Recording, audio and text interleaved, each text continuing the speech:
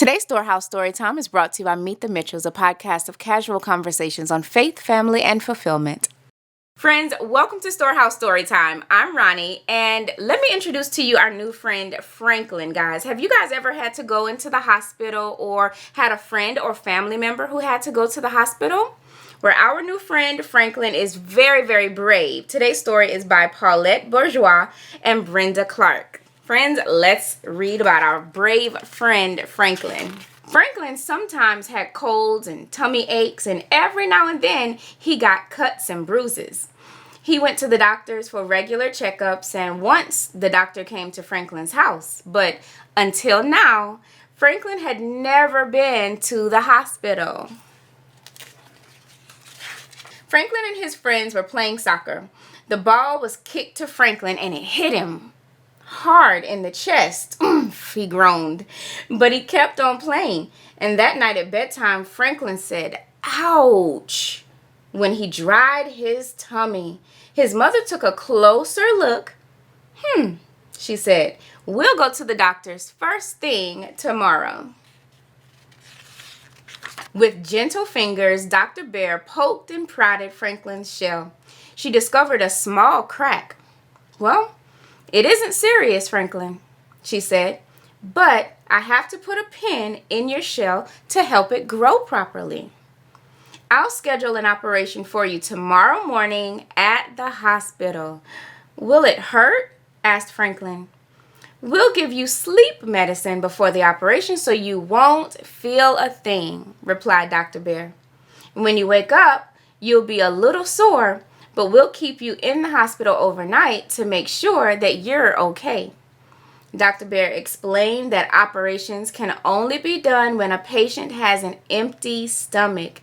So she told Franklin not to eat or drink after bedtime that night.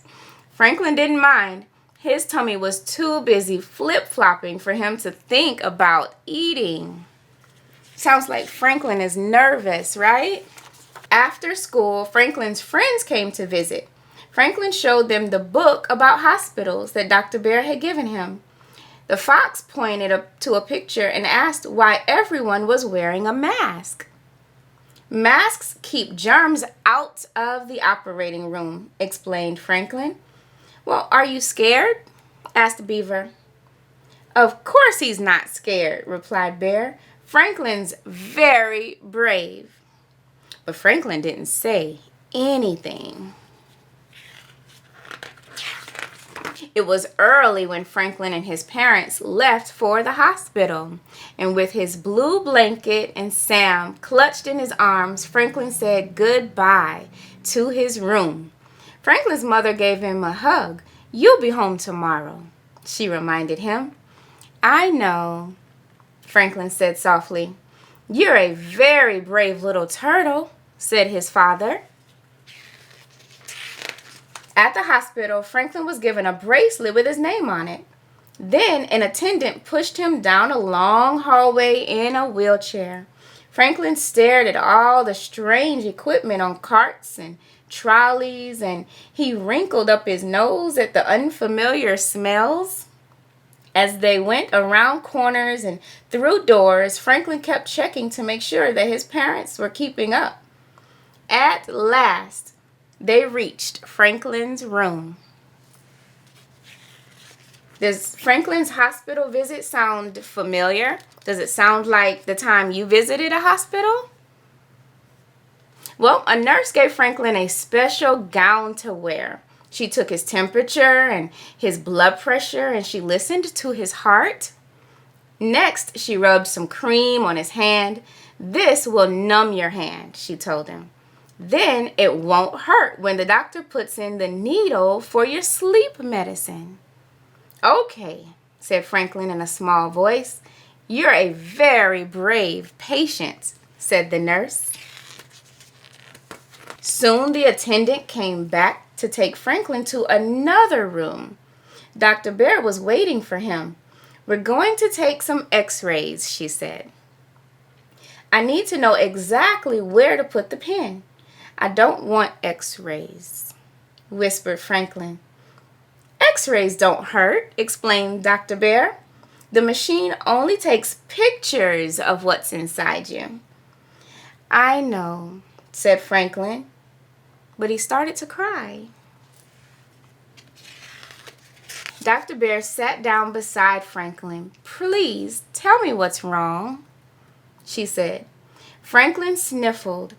Everybody thinks I'm brave, but I've just been pretending. X-rays will show that I'm scared. Inside, I'm really scared. Oh, Franklin, exclaimed Dr. Bear, an X-ray doesn't show feelings. It only shows shells and bones. You mean no one will know I'm afraid? Franklin asked. No one, replied Dr. Bear. But just because you're afraid doesn't mean you aren't brave. Being brave means doing what you have to do, no matter how scared you are. Franklin thought for a few moments. Well, I am scared to have the operation, he said finally. But I know I have to, so my shell will grow big and strong. Dr. Bear smiled. That's what being brave is all about. Franklin let out a very deep sigh. Okay, I'm ready now, he said. He's being so brave, you guys, right?